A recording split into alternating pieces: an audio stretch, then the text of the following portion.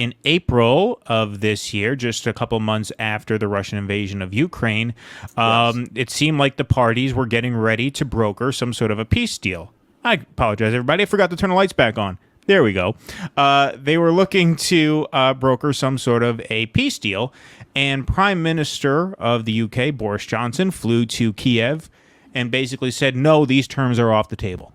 These are off the table, which proves what we suspected all along, which is that the West wanted this war. We nailed it from the very beginning. We went live the day of the invasion, and I will admit fully, look, I was born in 1986. My understanding of war and peace when I was coming of age had to do with United States misadventures, in the Middle East. I was not hip to the geopolitics of, Eastern Europe and Russia and Ukraine. I knew there was tension between Russia and Ukraine because that came to a head at various points throughout the Obama years and even into the Bush years. But I didn't know all that much about this. Like, I will fully admit, I was not well versed in the history there. I just didn't have a great sense of what I was talking about.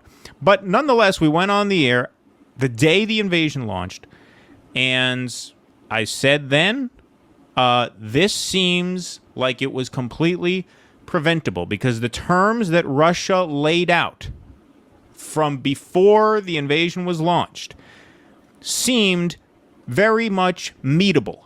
And I'm going to say meetable. I'm not going to say reasonable because I know that's a loaded thing to say. I don't want to sound like I'm taking their side because I'm absolutely not. This is an illegal invasion. They're targeting civilians. That's a war crime, period. There's no justification for it.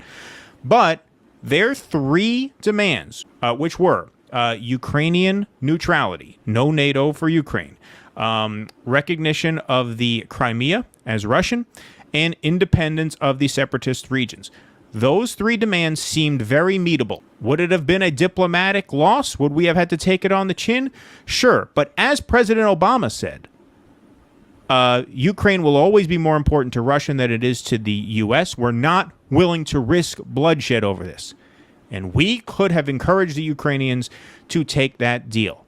And the fact that we didn't sent a signal to my brain, as someone who knew very, very little about the politics and the history here, that the West wants another war. And this is going to be it. Yeah. And turns out my intuition was 100% correct, despite my knowledge base being very, very limited on this subject. Now, I don't say that to brag, even though I kind of do. I kind of do say it to brag. But the point is not that I'm a genius. The point is that it's so obvious to a layman that the West wanted this war, and they didn't just want it. They didn't just want the war. They wanted a prolonged war. They wanted a forever war. Well, this is it's so best obvious case scenario that we for knew us. it on day one, hours into the invasion, and we took a lot of shit for that episode. A lot of people were very upset because it was fresh, right? It was fresh. Right. Like, we were talking politics as everyone was glued to the TV saying, oh my God, what a monster Vladimir Putin. And we're saying, yes, of course Vladimir Putin's a monster, but if the West wanted to stop this from happening, they could have done so pretty easily, and they should have, and shame on them for not doing it. And that's the page that Roger Waters was on, and that's the page that we were on, and it's not a difficult page to be on if you just open your eyes. Let me tell you something. Western enthusiasm for this war is going to end the day the first German freezes to death for lack of heating gas. Well, there were protests in the streets of Germany this afternoon. The Germans want the fucking gas back on. Also, I think in Czechoslovakia, there were protests in Prague. I think yesterday, basically saying, fuck NATO, we want to make peace with Russia, and we just want to get the gas. Exactly. Wait until Europe goes into this winter. They're chopping down trees in Germany to get prepared. They're calling it biomass. They used to call that firewood. Okay, that's what you're doing. You're chopping down fucking firewood like you're in the German camps waiting for the Roman armies to come, okay? So you call it biomass, whatever you want. You're chopping down firewood to get through the winter. Europe being subjected to that, the enthusiasm for this is going to go out the window very, very quickly. And the cries of the people to force a negotiation are going to get loud really, really fast. You're talking about natural gas. The price has gone up 700% in the last year. How do people afford that? People are freaking out here about 80% increases in fuel costs. Can you imagine 700%? That happens here, you're going to have riots in the streets. It's only because the Europeans are more civilized than we are that they're not already burning shit down. Well, not only that. What do you think it's going to be like in December? Of course, when it gets cold. There hasn't been a winter yet under the Russia-Ukraine war. They invaded in late February. You haven't had to go a long winter with no energy, with no gas coming in. Yep. Not only that, in terms of inflation, in terms of the price of food, in terms of food shortages, that could all get much worse in a few months. The Ukrainian planting season, the fall planting season, is just about to get underway. They actually had a better than expected spring planting season, given what was going on in the country at the time. But one of the things that the media doesn't seem to want to tell people is that Ukraine is actually in much worse shape now than it was at the beginning of the invasion, because they're not winning the war. That's the truth.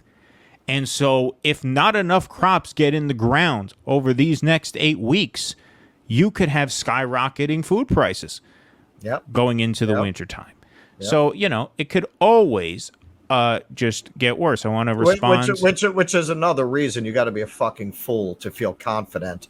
No. We can promote insane Republicans. They'll lose. Right. We got this. We got it in the bag. Exactly. All right. Talk to me when bread is $8 a loaf. Okay. All right. Gary has another question here. And thank you for sticking around, Gary. And thank you for watching. And thank you for being our virtual sparring partner for the evening. Who thought that Russia would have been contented? Crimea was invaded just the beginning of returning Mother Russia. You don't know that Russia would have been contented. But the fact is they laid out terms. And you could have met those terms very easily. Now, if you meet those terms and they invade anyway, that's a completely different situation, obviously. But the point is, we had a chance to engage in diplomacy, and we chose not to do it. And even when Russia and Ukraine were ready to sit down at the table, the West intervened and said, no, these terms are not acceptable to us. Why it was any of our business? It's above our pay grade to know that for sure, but we know now from new reporting that Boris Johnson put the kibosh on a potential peace negotiation. This could have been over months ago. It could have been, yeah. What is it, September? 5 months ago. Every time things like this come out, I think of all the people walking around with the fucking ribbon. Look, the right wing has a phrase, but it perfectly applies. I am completely committed to the latest thing. That's what all these people are, man. They told you to go batshit about Ukraine, and you did. You didn't ask any questions. You just had to signal your virtue, walking around with your Ukrainian flag. And what? You really thought these scumbags cared about Ukraine? You thought they really cared about Ukraine? Anytime, if there is one thing that watching our leaders over the last several decades should have taught people, it's when they start talking to you about atrocities and horrors and start ginning you up for war, put your hand on your wallet, okay? They're never interested in going to war for those reasons. When they start buttering you up that way, start asking what their real motives are, because those are never their motives. If those were really their motives, there are about 30 countries we need to go invade right now that don't have any oil, don't have any strategic value. That's never the reason. Exactly. It's just amazing to me that people fall for that every fucking time. It's like watching the same goddamn movie over and over again, and it's like everyone has that fucking disease where you forget everything the next moment, because they don't seem to remember how that movie ended. Every goddamn time they fall for it. Every time. Please clap.